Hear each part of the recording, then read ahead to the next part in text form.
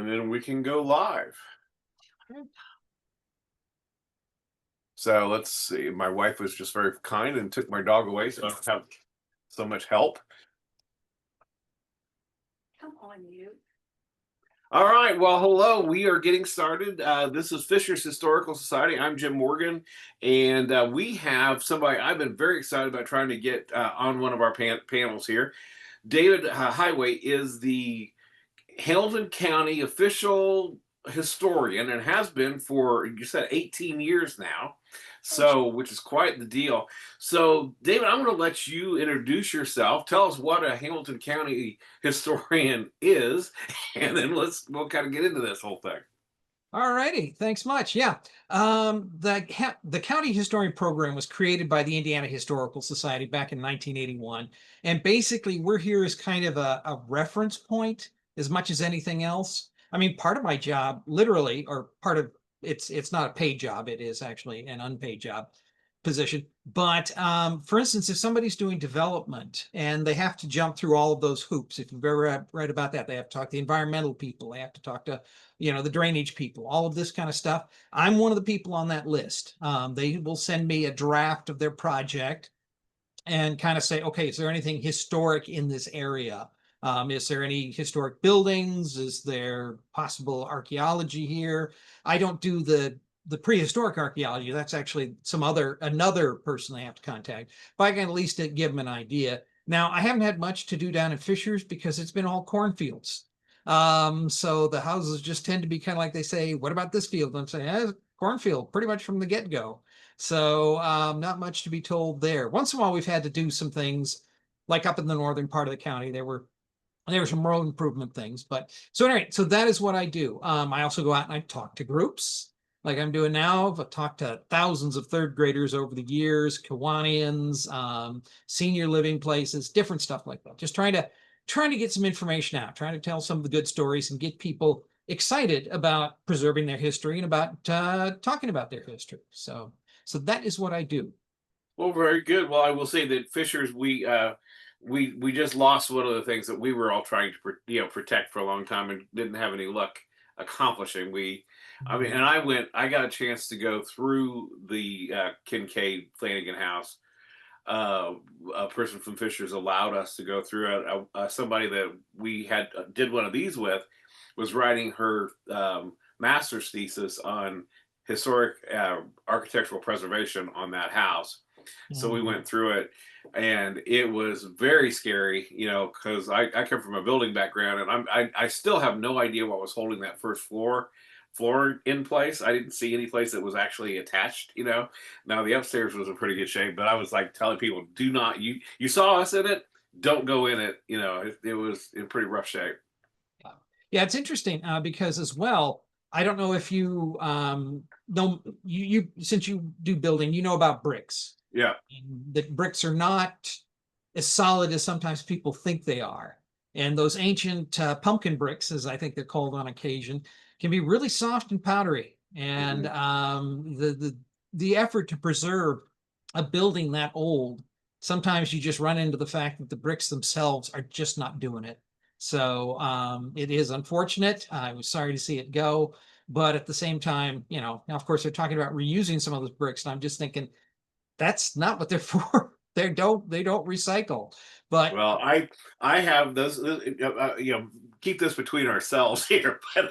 But I went out and picked up 3 of those bricks, and so we have one to keep for the historical society, and we also one of them maybe we'll do as a raffle sometime down the road. And then one of them, Bob Kincaid is on our historical board, and Bob grew up in that house, so I wanted to make sure he got one of bricks. So. Absolutely necessary. So yeah, it's too bad. It's interesting how these old remnants do turn up. For instance, one of the things I heard many years ago, when they were widening 116th Street, when they were upgrading it to what it is today, basically, they got to where the railroad was, but at that point in time, of course, it was still there. They dug down through that rail bed there and found remnants of at least 2 to 3 other rail beds. And then underneath that, they found some of the old wood from the plank road that was 100. Wow. So it's there. There's stuff down underneath. Ironically, Fishers may preserve better than other places because, of course, it was built on a swamp. That's why they call it mudsock. I'm kind of Right. amazed at how many people I have to kind of clarify that too. They say, it's a cutesy name, and I'm going, no, it's what it is. It is muck underneath that thing. Well, I remember when all of downtown would flood, so like all these little buildings and stuff would be underwater. People would take their little Mhm. boats to get back to their house. Yeah. Well, I mean, I get consulted by some of the modern contractors who are building, things like the boutique hotel downtown and stuff like that. And they ask me about the history, and I say, I really hope you talk to a geologist before you built the building because there is nothing underneath you. Now, I run into that elsewhere around the county. There are buildings that have been built over old mineral springs. And I'm going, guys, that is a hollow spot in a big limestone space there. So you kind of need to check on this stuff. It's kind of amazing there. So Well, the that new nickel plate hotel that's right there by the rail trail. mhm. We donated a black and white picture that they have in their lobby of the Casteller grocery store that used to be on that spot. So so we did that from the historical society, and they Yeah, were gracious enough to. They wanted to have that in there, to tie it in. yeah. Just trying to kind of establish it. Of course, now they didn't like what I told them about. I'm sure you've had somebody already talking about the Battle of Mudsock, Oh 1881. yeah. Hmm. So, and I kind of pointed out that, that was where the Tavern on Poles was, that was owned by Hamp West. Just to let you know about the muck and about your history. That's yeah. When we talk about the history of Fishers, it's amazing how many people get sort of uninterested. Well, it's like we have on our board somebody who's written a book called Wicked History, and he's got some Wicked Fishers, and he has some really good stories, and about the one of the grave robbing Yes, circles that was actually run by a doctor out of Fishers for a long time. So he works with a lot of my old material. I yeah, pushed on that years. Well, I did a blog post on that years ago. Robert Bowling, yeah. and he actually first put it into a book. Now there's a new book by a guy named Chris Fluke, which goes into deeper detail about the whole grave robbing here in Fishers, which was a really really big thing. So if you ever have a chance, I recommend visiting the Indiana Medical History Museum down in Indianapolis. They've got some great material, and that's actually where some of the bodies ended up. So you've Oh, got is time. that right? Yes. So it is a wonderfully preserved 19th century medical laboratory. Isn't that the old Central State? That is exactly what it is. It Mhm. was it was a teaching area for Central State, and they preserved it and done a wonderful job of interpreting it. But yeah, that was where what's his name now? Oh, I'm skipping on the doctor who actually did all of that stuff. But anyway, yes, it's out there and it's some great stuff. Well, So that's on my list of places to go anyway. I found out that I have a two times great grandmother that I didn't know her name until I started doing genealogy, who died at Central State just after the turn of the night, the 20th century, when it was probably at its heyday of being overcrowded and what have you. And she died of uh, pernicious, well, basically something that I think vitamin B can solve now. But and I was always wanting, I've been really wanting to go in and Dr. Wishard was the one that did her death certificate. Okay, but I wanted to find out why she was there. Okay, and then mhm. also um, I wonder if she even spoke English because she was German. So I really, so at that time, she could have had postpartum depression. Who knows what it was because she was only in her 40s. So Yeah. It's actually one way that actually helps in finding that stuff out. I don't know if you've ever heard about newspapers.com. yeah. Okay, so you know about that. We have that available at the Hamilton Public Library. Mhm. And so if you ever have a desire to go search for that, you can come to the library and we can certainly do some work on that. So, Excellent.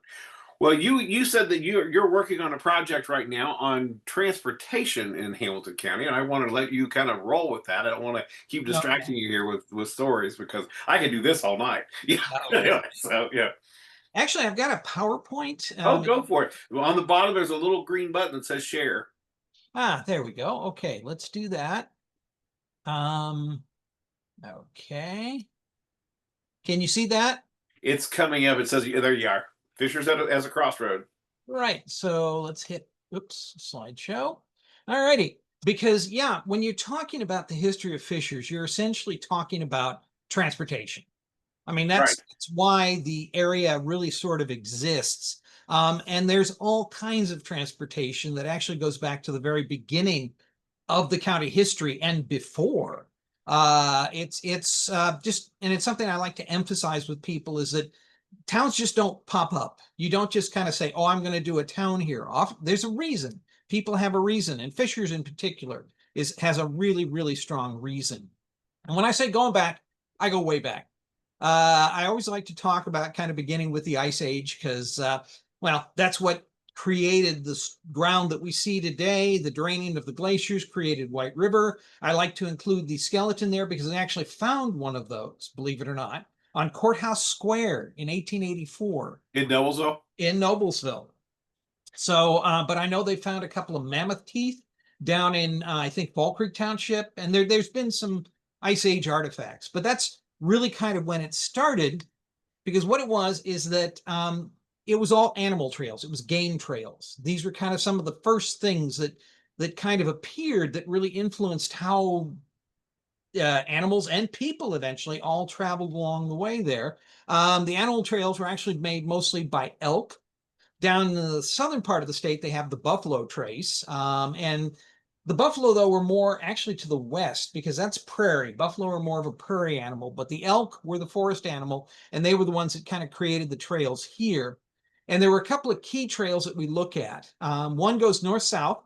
It actually starts around the Falls of the Ohio, down around Clarksville, and then travels up through several counties, what were today counties, up to what Fort Wayne is today, the meeting of the three rivers, Kikianga. So that was one of the trails. The other one is one actually has a name. It's called Lafayette Trace. Started down around Cincinnati, up the Whitewater Valley, went through Newcastle, Anderson, crossed up here in northern Hamilton County, and then all the way up to the Wabash River, what today is actually Prophetstown. It was in use for a long, long time. So those two trails that really influenced all of the human movement in the area. That's where they came It in. look it looks like 69 and 74 to me. Boom. That is an excellent comparison. That is an excellent comparison. And we'll get into that because, yeah, there are paths that we don't have an official term in history for them, but they echo. The routes echo through centuries. And people will say, "Oh, we've got this brand new highway from here to here." And I'm going, "No, that's been there for 400 years." Actually, people for a long time referred to a couple of these routes as the William Connor Trail. You might have seen that if you ever were at Connor Prairie or something. No, sure. And but the thing is that really the Connor Trail is just these lines. These were around centuries before Connor even showed his face. And so as a result, I have to clarify and say, well, he was one of the first Europeans to actually come into the area, and he actually had to do a little tree cutting to get through. But no, both the wild animals and the Native Americans, that's why we have mounds up at Strawtown, all use this area. Connor got in 1802. There was actually military activity on here during the War of 1812. There was a troop of soldiers came up in 1813 up along this up along the red path there. What's the red path in the picture? And pardon me, they were the ones. They actually clashed with the Native Americans in Strawtown. It was called the Bartholomew Expedition, and they were not terribly successful. They were not great soldiers, but nevertheless, we did have that kind of activity there. There's even a thought that William Clark of the Lewis and Clark expedition might have come through this area in 1791 on a trip actually heading up to the Wabash River on a during the 1790s. What do they call it? Basically, the Northwest Indian Wars. He might have been in through this area, but of course nobody had surveyed the area. We have no real clue as to where these people went. So moving along, they eventually did survey it. This is the first map of Hamilton County from 1825, and you can see that north-south route that parallels White River.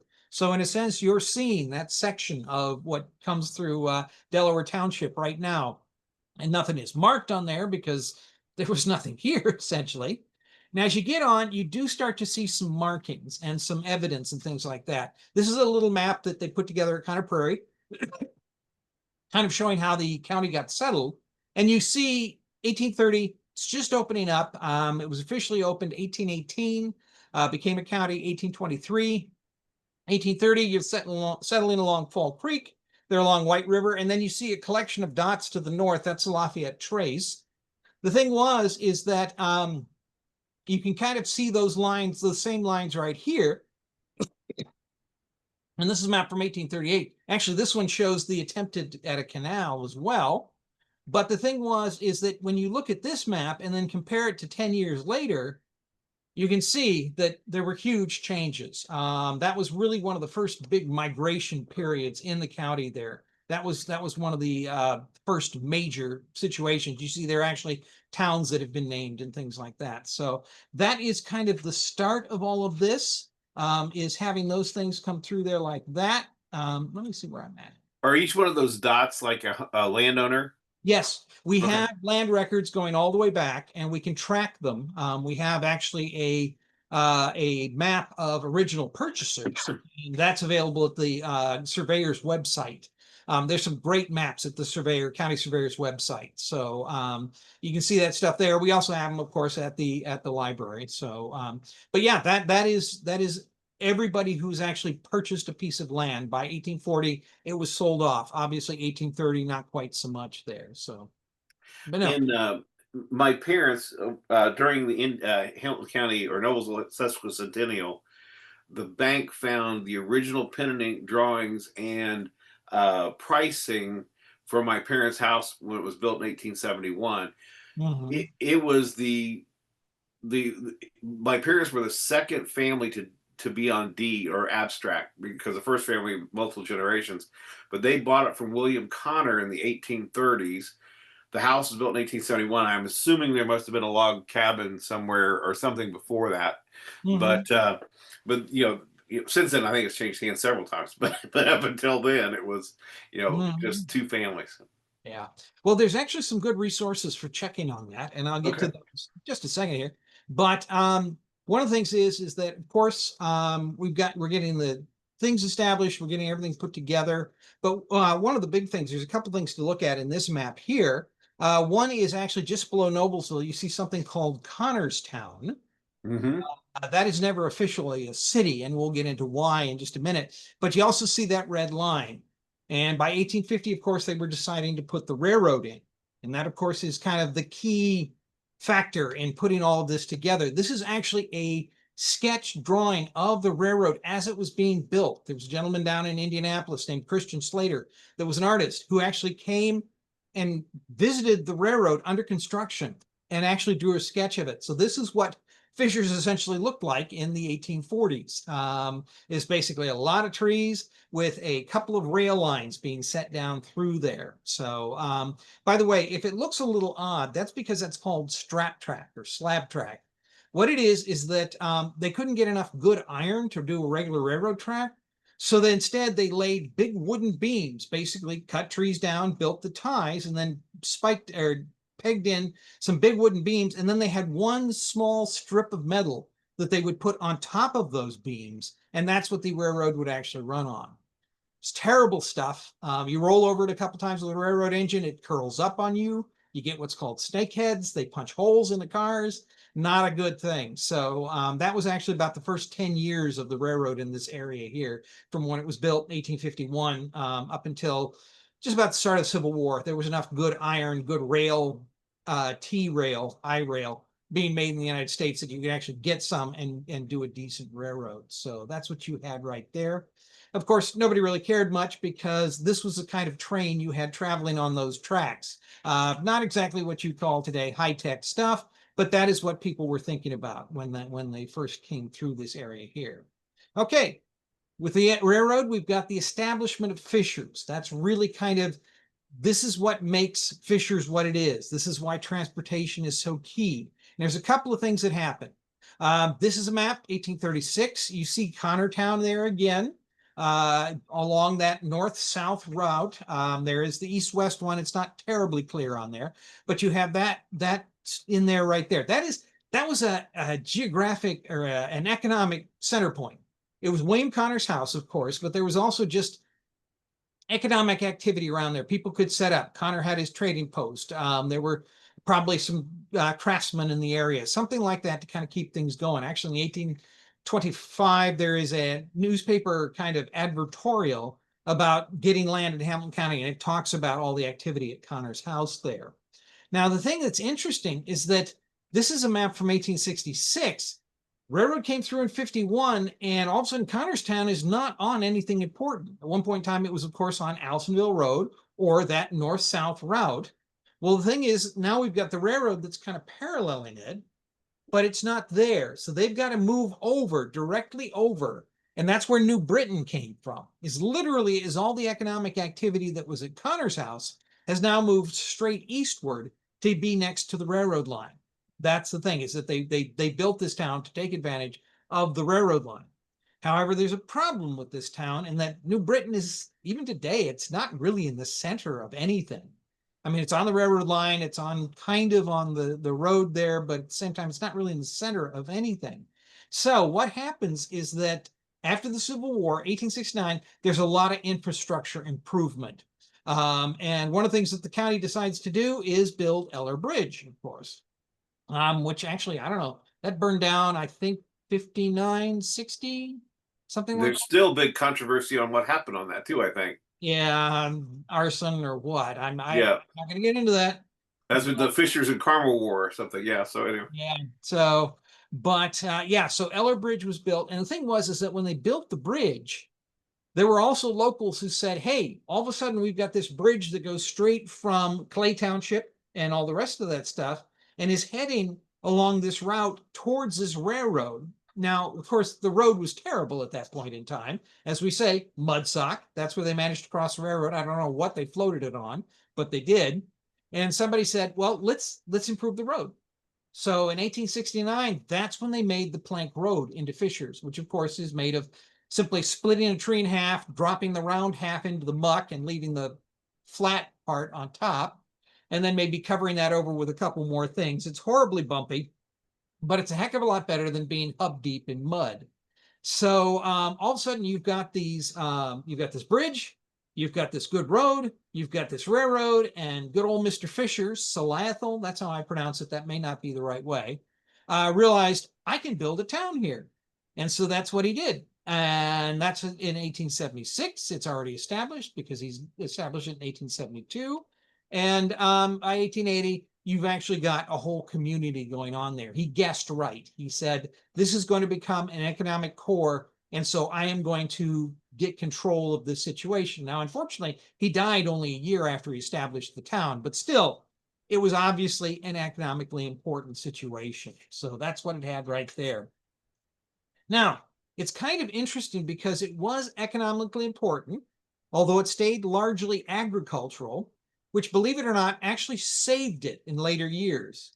Because one of the problems is, up in the northern part of the county, you have the natural gas boom. They discover natural gas. There's lots of gas. People think, oh my gosh, this is going to last forever. We're going to build factories. We're going to encourage immigration. People are going to come floating in here, and we'll have tons of stuff, and we'll be rich, and all this sort of thing. And Fishers just didn't quite get into the big field of natural gas. So as a result, they had the canning factory and a few other things like that. And they had a tile factory down there, but they didn't get that. Well, the thing was, is the gas didn't last. It was only about 10, 20 years at best.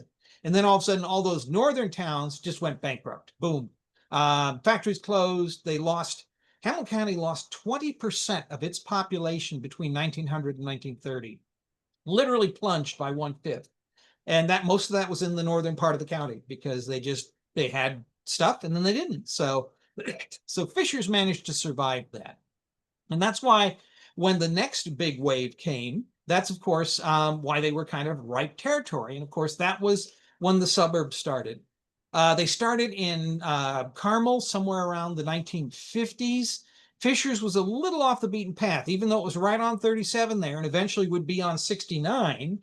It still wasn't quite where people were moving to. So you didn't have all of that activity. So it stayed rural for a long, long time, as we were discussing earlier. So, but nevertheless, as you can see, it certainly picked up after a bit. Most of that was really starting in 80s, 90s kind of thing. Really in the 90s, it started to absolutely blossom there. Excuse me. Actually, speaking of transportation, one of the things, of course, that blossomed right about that time was an area to the south here. Now, this area at about 106th and Allisonville Road at one point in time was a giant farm. It was a horse breeding farm called Grasslands. And a fellow named Marcus Hare was the owner of it. And he bred racehorses, trotting horses, that sort of thing, and actually made quite a bit of money. He was quite well known. He did a lot of work down in Indianapolis, kind of traveling back and forth. It was kind of nice that he was on the railroad there. His farm was right near the railroad.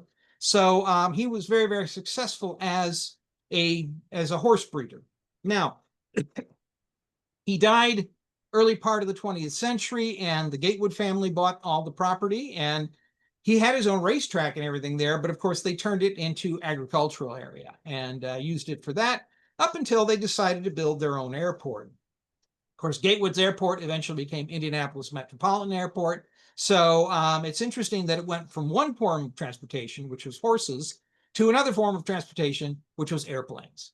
So kind of an interesting little tie-in right there. When So, did that airport come in? and I've got I that. Huh? I'm thinking I remember when it was coming. I was a little kid, and my parents lived on 106th Street, and my grandparents lived on 108th, so it was kind of like right in between us, So that was I recall all the conversation and stuff going on about it at that when it first was kicking in. Exactly, 1960s. Yeah. I'll have to go look it up, but yes, definitely. That's when it was first done as a kind of an airport. One of the things we're doing with this transportation history study is looking at all of the sites and all of the types of things. We're looking at, the prehistoric use of the river. We're looking at coaches and carriages, basically mail coaches from the 1820s. We're looking at toll booths, of course, railroads and urbans, all of that kind of stuff. The canals, even though they were not successful, and all the way up to not roads and airports. Trying to figure out, how people got in and out of the county. What were the ways, the key points for doing things like that. And so, as we said, it was kind of interesting earlier. We were talking about how those roads really kind of parallel each other. And it is interesting to see, for instance, that early route, there's that 1825 map again, does in fact reflect later Allisonville, later 37, actually the railroad as well, and even 69, because they all go basically right now from Indianapolis up to Fort Wayne. And there's another route that will take you south to Clarksville, to Louisville, places like that. So yeah, it's people travel over these roads, and I'm going, those people have been doing that for quite a few centuries now. You're kind of following right in the path of the old footsteps there. So Yeah, when I was born, they cut my grandparents' farm in half to put 37 in, and then so I don't recall it before 37, and then I was 10 when they put 69 in. But when they put 37 in, I grew up always hearing new 37, and Allisonville was old 37. That was what we all, and it was that lasted for decades, within the Fishers people. So yeah. Well, actually, it was I have to deal with that up in Noblesville as well. I live up in Noblesville. In Allisonville up to 10th Street.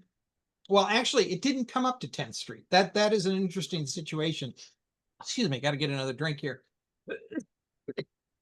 Hmm.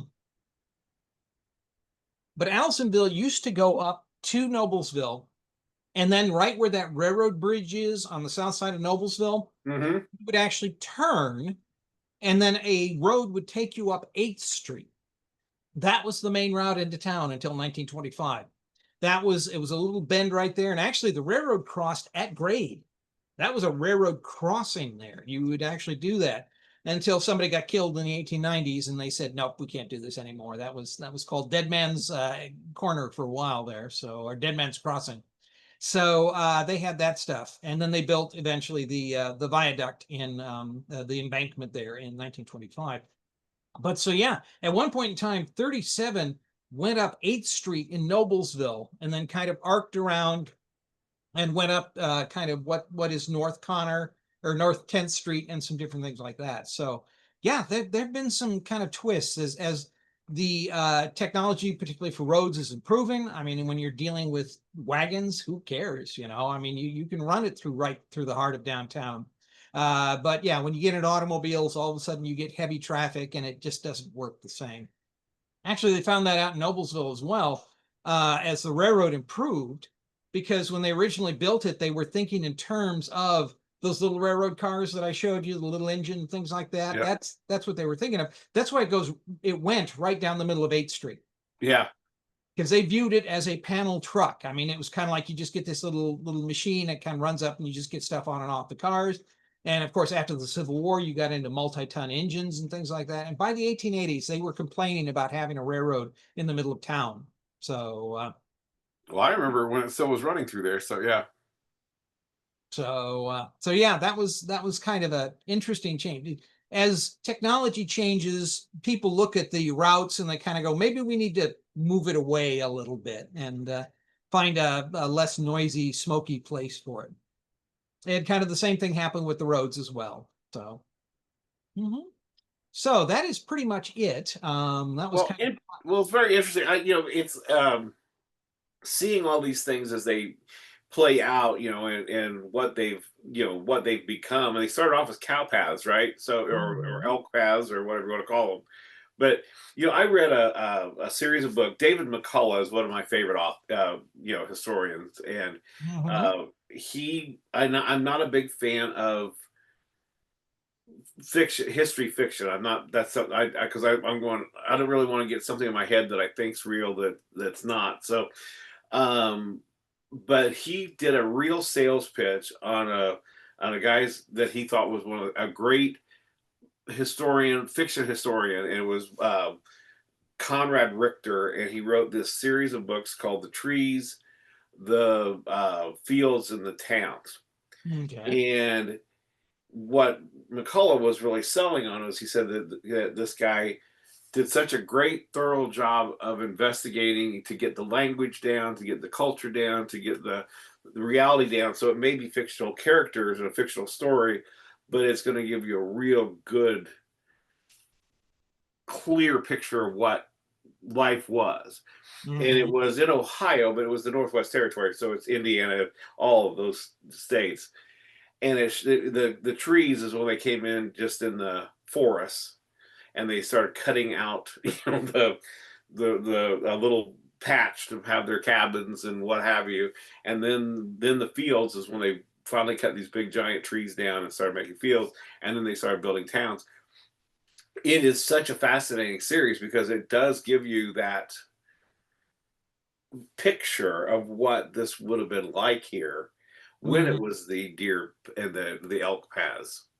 So um I think of my own four times great grandfather who he brought the family to Indiana in 1810 up like by Santa Claus, Indiana, and then they moved up to Daviess County and Martin County, and then Mhm. my two times great grandfather and grandfather moved to Delaware, which is what they called Indiana or Fishers in 1935. So it's fascinating when you start putting the stories with it, because also it becomes much more vivid. Mhm. Yeah. Well, I mean, I try and do that as well. Now, That's what I'm saying. Yeah. Well, although sometimes you can do interesting things with fiction. I actually did, for instance, when I was doing some work on the natural gas boom that I just told you about, and about how savagely it affected the northern part of the county. I what looked, parts really got hit with that? huh? What parts got really hit? Well, I know of Gas City, which is Mm. further north. That whole city became known for gas. But yeah. Yeah, basically it was called the Trenton Field, and it was really northeastern Indiana, Muncie, Marion, different spots like that. Kokomo had a certain amount of it, but also here in Hamilton County, it was Jackson Township. Oh, was Jackson, it? yeah, Jackson Township had the railroad, the northern part of the railroad, and then it was also in that field, and so as a result, they were just jamming wells in just about any place they could find them. This is like Arcadia area or Actually, all three towns: Atlanta, oh, Arcadia, and Cicero. Cicero? Okay. Interestingly, in 1900, Atlanta had 3 times the population of Carmel. Wow. So it was a huge thing. When the gas boom was here, it was a huge thing. And but as I say, they wasted it. They didn't know how to take care of it. They didn't have any idea about what to do with it. And eventually they just eventually literally ran out of gas. And those factories that they built that did glass, that did tin, various things like this, those they just closed up and moved out. So, and I was talking about Millersburg. Do you know where Millersburg is? I I think I knew have known, but I don't know where it is now. I It's can't about think of it. 276th Street, along 19.